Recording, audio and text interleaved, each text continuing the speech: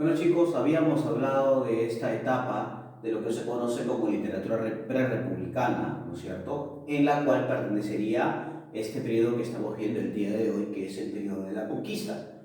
Habíamos dicho que la literatura prerepublicana tenía tres etapas básicas, ¿no? La etapa de la conquista, que es la que vamos a ver el día de hoy, la etapa colonial, ¿no es cierto?, que está dividida en etapa clásica, etapa culterana y etapa francesada, y finalmente la etapa de la emancipación, que es más o menos entre unos 10 o 15 años, hasta después que se logra, ¿no es cierto?, lo que se va a conocer como la República.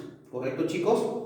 Ya habíamos visto además que la dicotomía importante o estas fuerzas que empezaban o que originaban un choque o una controversia no eran otros que, digamos, los españoles versus los indígenas. ¿Correcto, chicos?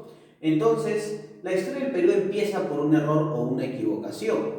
Empieza por el episodio de que los indígenas confunden a los españoles con viracochas, o sea, con entidades que descendían del Hanan Pacha para librar, ¿no es cierto?, de alguna manera de la opresión incaica a los indígenas sometidos por este pueblo.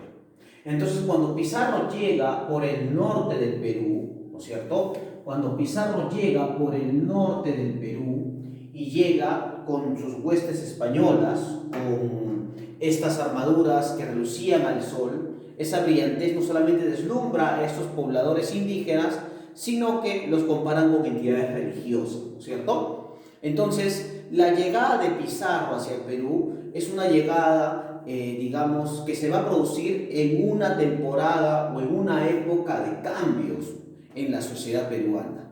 No solamente el Perú, ¿no es cierto?, estaba pasando por un proceso de crisis, ya que el imperio del Tahuantinsuyo, ¿no?, digamos, había sido ilegítimamente,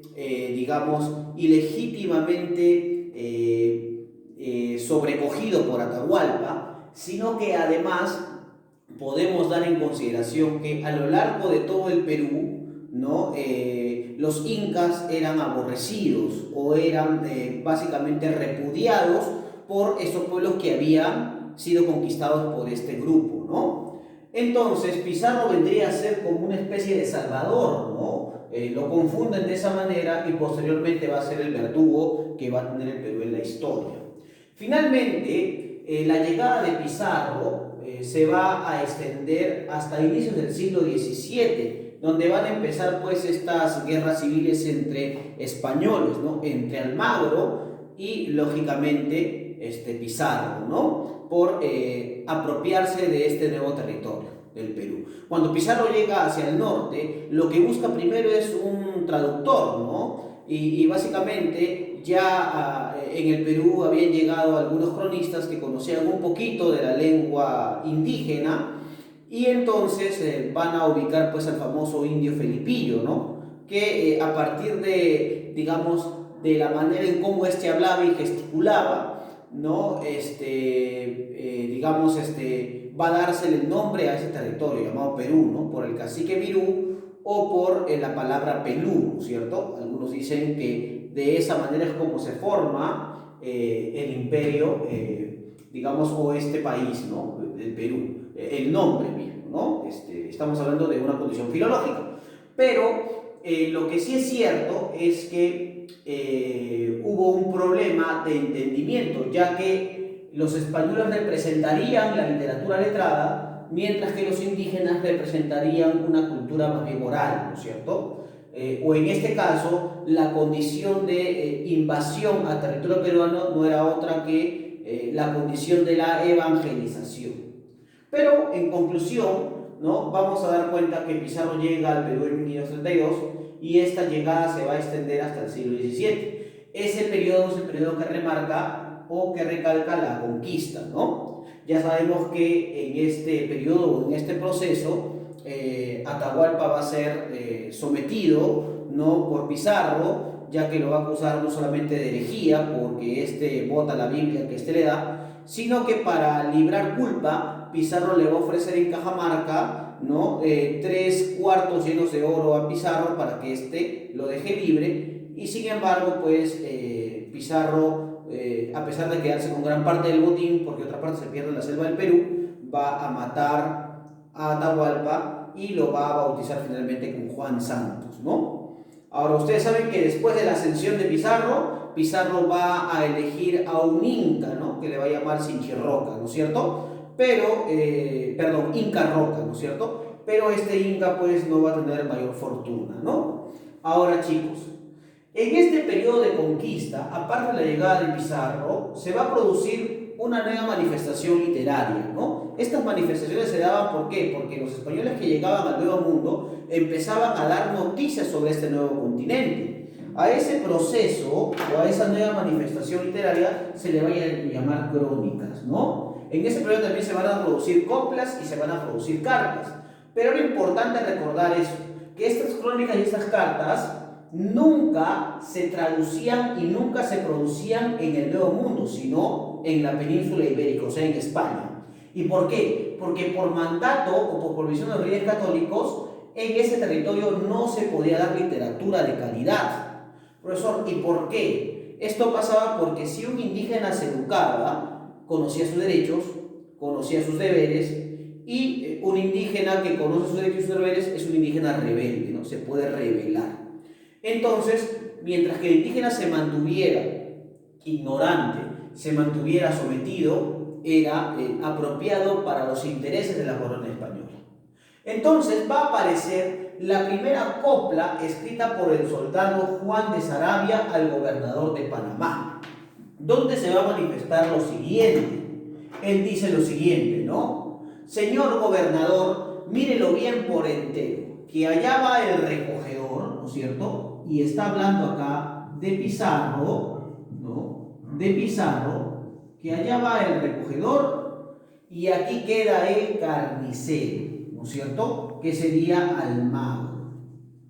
Ustedes saben que estos dos personajes, por la etapa del siglo XVII, van a entrar en una guerra civil, ¿no? Para ver quién se apodera de este virreinato en el Perú. Ya que Almagro comete un error, ¿no? Cuando ese se va hacia el sur va a encontrar las regiones de la Arauca, de Chile, ¿no es cierto? Y va a encontrar pura pampa, sin, digamos, sin futuro más allá que ese montículo de tierra, ¿no? Mientras que Pizarro encuentra pues un montón de riqueza en ese territorio, no solamente en tres regiones diferentes, sino que también encuentra oro, ¿no? Que eso es lo que le llama mucho la atención. Esto es una copla que escribe el soldado Juan de Saravia al gobernador de Panamá en ese periodo o en ese tiempo. Ahora, chicos, en este periodo, como te había dicho, el género o la especie literaria narrativa que surge son las crónicas. Y las crónicas radican en dos condiciones básicas o en una dicotomía: en lo que se ve y en lo que se vive, ¿correcto? Por eso es que la mayoría de crónicas están relatadas como un testimonio de lo que de alguna manera los nuevos habitantes de este mundo o los españoles que llegan a este nuevo mundo empiezan a relatar a la corona española. Entre los cronistas van a sobresalir en los mestizos al Inca Garcilaso de la Vega, con su famosa obra Los Comederos Reales. Va a sobresalir en los hispanos a Pedro Cieza de León con Crónica del Perú, y entre los indígenas vamos a encontrar a Guamán Poma de Ayala, Nueva Corona y Qué Buen Gobierno. Profesor, pero yo creo que acá hay una contradicción, porque usted decía que los indígenas no se educaban. Claro está, pero esos indígenas, ¿no es cierto?, que podían recibir una educación medianamente aceptable, ¿no?, podían publicar sus obras con el permiso de la corona española. Y estas obras no se daban a conocer en América, sino que se publicaban en España o estaban destinadas a un público europeo, ¿no? Hasta que ya después, con los años, esas obras van a llegar a este nuevo mundo, a este nuevo territorio.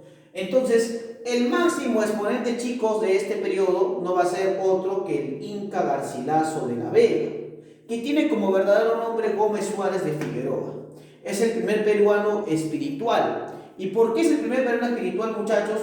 Porque, ¿no es cierto?, bajo una condición determinada, él nace en el Perú, pero todavía este territorio no se llamaba Perú. Tenía otro término, tenía otro nombre, ¿no? Era considerada como la Nueva Castilla. Nace en 1579 y va a morir en 1616, o sea, va a morir a la edad de 77 años. Hay una visión importante sobre el Inca Garcilaso de la Vega. ¿Cuál es esa visión, muchachos? Primero, que tiene un espíritu peruano, pero tiene dentro de su espíritu contradicciones con respecto a su vivencia española. También va a ser importante el Inca Garcilaso de la Vega porque va a ser el primer peruano en defender su condición de identidad, ¿no es cierto? Se va a remarcar como el primer indígena, ¿no?, espiritual, y además hay que recordar que fue el único mestizo peruano que va a tener una educación muy diferente a lo que ya se destinaba hasta ese momento, ¿no? Una educación que solamente digamos, un español de la metrópoli podía acceder, ¿no? Entonces, el día de hoy vamos a hablar de el Inca Garcilaso de la Vega y vamos a hablar de su obra más importante, que son los Comenderos Reales de los Incas.